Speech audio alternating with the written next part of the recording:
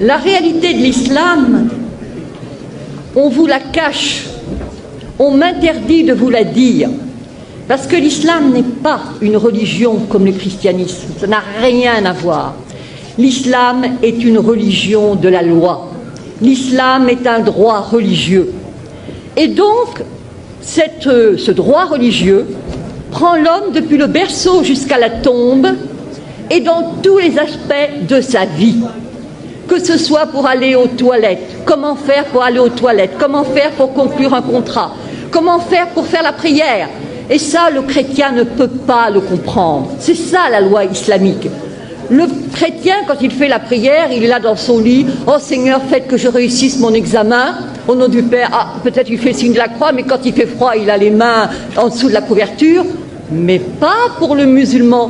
Le musulman doit se lever. Le musulman doit se laver, le musulman doit prendre un tapis de prière, le musulman ne fait pas la prière n'importe comment, n'importe quand, n'importe où. Et c'est ça la différence. Il ne jeûne pas quand ça lui plaît, il ne fait pas le pèlerinage à la Mecque quand ça lui sied. Non, non, non. Tout comportement obéit à une règle et toute règle est une règle de comportement. Et donc, ce qui se passe, c'est que les musulmans sont super piégés, super coincés. Ou ils disent la vérité, à savoir que la loi islamique, ce n'est pas seulement les ibadat, c'est-à-dire l'adoration, tout ce qui touche arkan ad-din, les piliers de la religion, mais c'est aussi les mu'amalat, comment traiter dans le public, horizontalement. Alors ils choisissent de mentir pour ne pas être en quelque sorte jetés dehors. Ils choisissent de mentir qu'il y a un droit pénal, c'est-à-dire que, en fin de compte, la femme adultère est punie de 100 coups de fouet dans le Coran et que nulle indulgence ne vous prenne en leur faveur. Je dis bien le Coran, le Coran. Et le prophète, sallallahu alayhi wa sallam, le prophète a demandé que la femme adultère soit lapidée. Une femme qui avait péché est venue voir le prophète. Elle a dit « j'ai péché ». Moi je me suis dit « oh là là, l'histoire va devenir fantastique ». Non, pas du tout. Elle attendait un enfant. Il a dit « retourne, accouche tranquillement ». Ensuite, elle est revenue et on l'a lapidée. Et pas n'importe comment. Avec des pierres pas trop grosses, elle serait tuée d'un seul coup. Non, des pierres de grosseur moyenne. La même chose quand on va aux toilettes, pas des pierres coupantes pour se couper l'anus, bien sûr que non. C'est-à-dire que, si vous voulez, tout est réglementé. La femme adultère, fouettée, après 100 coups de fouet bien donnés, vous ressortez en capilotade. L'apostasie est punie de mort. La consommation d'alcool de 80 coups de fouet. Le vol, la main coupée. Et dans le fiqh, c'est même la main coupée, le pied inverse, c'est ce qu'on appelle l'amputation croisée. Alors les musulmans, parce que ça fait partie de leurs droits religieux, choisissent de dire non, non, non, non, non, non, nous sommes comme les chrétiens. C'est pareil, les fils d'Abraham, patati, patata. Alors on les accueille.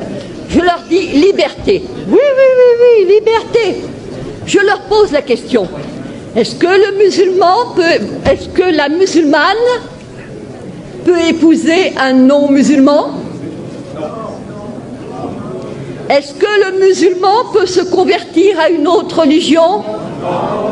Est-ce que le musulman peut être athée? Est-ce que le musulman peut être homosexuel? Est-ce que le musulman peut même être célibataire? Car le célibataire est de la pire espèce. Et oui. Est-ce que pas de monachisme en islam? Alors je vous dis pas les curés, les moines, enfin les curés on ne sait pas, mais les moines en tout cas, ils passeraient un mauvais quart d'heure. Et la religion catholique, c'est l'horreur, l'abomination. Ils disent trois. Alors c'est considéré comme un trithéisme. Donc ils seraient zigouillés. Et quant à la messe, alors là, la messe boit le pain transformé en corps du Christ, mais c'est de l'anthropophagie pour eux. Et boire du vin. C'est-à-dire que tout est quelque chose horreur, horreur, horreur. Ce sont des moushrikoun, des associateurs, et c'est najas. Najas, c'est-à-dire impureté, saleté, cochonnerie.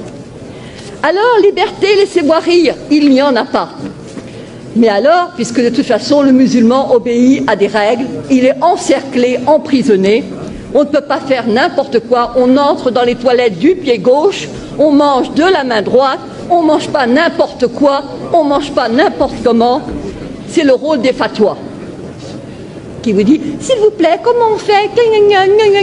Et alors évidemment, on vous répond. Alors évidemment, avec l'Internet, ça devient n'importe qui, n'importe quel con peut répondre, mais non, etc. Ça, c'est un changement. L'égalité. Mais bien sûr que nous avons l'égalité. L'égalité entre qui? Entre les musulmans. Al-Muslim, Akhul Muslim. Le musulman est le frère du musulman. Pas le frère du non-musulman. Absolument pas. Absolument pas. Ne prenez pas les juifs et les chrétiens comme alliés. Et enfin, nous avons... Alors là c'est vraiment le must. Vous prenez la sourate 5, Al-Maïda, la table servie. Al-Yahoud. Les juifs disent la main de Dieu est fermée. Mais non, c'est la leur qui est fermée. Et alors je passe, il est dit, écoutez bien ceci. Et certes, nous avons fait croître parmi eux la rébellion et la mécréance. Nous avons, alors, je dirais, et nous avons fait croître l'inimitié et la rébellion. Nous avons jeté parmi eux la haine jusqu'au jour de la résurrection. Yaoum al-Qiyamah. Vous voyez pour l'affaire d'Israël ce que ça signifie. Ensuite, il est dit, ce sont les Juifs qui allument la guerre. Ce sont les Juifs qui allument les guerres. Et c'est Dieu qui l'éteint. Et rappelez-vous, il y a eu une fatwa, il y avait eu des émeutes en banlieue, et monsieur Malek Chabel, musulman modéré, a écrit, mais il n'y a pas de guerre sainte en islam. C'est-à-dire, il a dit, en fin de compte, ce sont... il a cité de manière très habile que ce n'étaient pas les musulmans qui allument les guerres. Et tous ceux qui connaissaient le Coran ont compris. Parce que c'est sûr. Mais bien sûr que le problème... Alors, je me suis adressée au recteur de la mosquée de Paris, le charmant Dalil Boubaker. Je lui ai dit, comment trouvez-vous la première sourate du Coran? Il a dit, c'est le paternoster chrétien. J'ai envie de lui dire, alors crétin, le paternoster, alors commençons. Au nom de Dieu, le clément, le miséricordieux, etc. C'est toi que nous adorons. Iyyaka na'budu wa iyyaka nasta'in. Ihdina sirat al-mustaqim. Donc guide-nous dans la voie droite. Et alors là commence le suspense. La voie de ceux à qui tu as accordé tes faveurs. Sirat al-ladhin, voilà, an'amta alayhim. Donc c'est la voie de ceux pour lesquels tu as été généreux. Sirat, alors, Ghayr mardoubi alayhim, la voie de ceux contre qui tu n'es pas en colère. Walad dallin, et ceux qui ne sont pas égarés. Alors moi j'avais apporté un commentaire. Pardon. Vous voulez... Non. Donc j'avais apporté un commentaire et j'ai dit devant tout le monde, évidemment, là vous ne comprenez rien, mais il y a le commentaire qui explique et que tous les musulmans pieux connaissent. Alors je regarde. Quels sont ceux à qui Dieu a accordé ses faveurs? Alors je vois al-Muslimoun ou al-Anbiya, donc les musulmans, les prophètes. Quels sont ceux contre qui Dieu est en colère? J'ouvre le tafsir, le commentaire, et je vois al-Yahoud, les juifs. Et ceux qui sont égarés, je regarde et je vois al-Nasara, les chrétiens, les nazaréens. Et je dis, c'est ça votre sourate première, le paternoster, et nos curés cons qui font du dialogue islamo-crétin.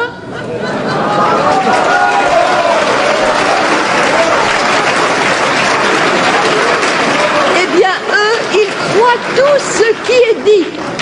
On leur dit, ils se focalisent sur la sourate Mariam. Voilà Marie qui a eu un enfant sans être mariée. Effectivement, voilà Akun Baria, je ne suis pas une prostituée, patati patata. Alors ça plaît aux chrétiens. D'autant plus qu'on leur sert, les chrétiens sont comme des moines, ils ne s'enflent pas d'orgueil. Lorsque tu leur parles de la sourate Marie, leurs yeux s'emplissent de larmes. Ils se disent magnifique. Et contre qui ils sont? Ben, contre les Juifs. Les Juifs qui, pour eux, Marie n'est pas la mère de Dieu, pour eux, bon, Jésus n'est pas le... Alors, il y a, par rapport à la communauté juive, un danger immense contre lequel je me bats depuis 5 ans.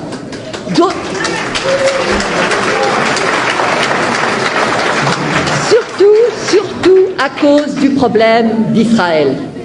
Les gens qui combattent contre les Israéliens ne sont pas des gens du XXIe siècle. Ce sont des gens qui se rappellent qu'il a été dit qu'au jour du jugement dernier, les Juifs se cacheront derrière une pierre, derrière un arbre, que la pierre elle-même et l'arbre diront, il y a un Juif derrière, tue-le. Alors comment laisser ces non-assistance à peuple en danger? Oui, bien sûr.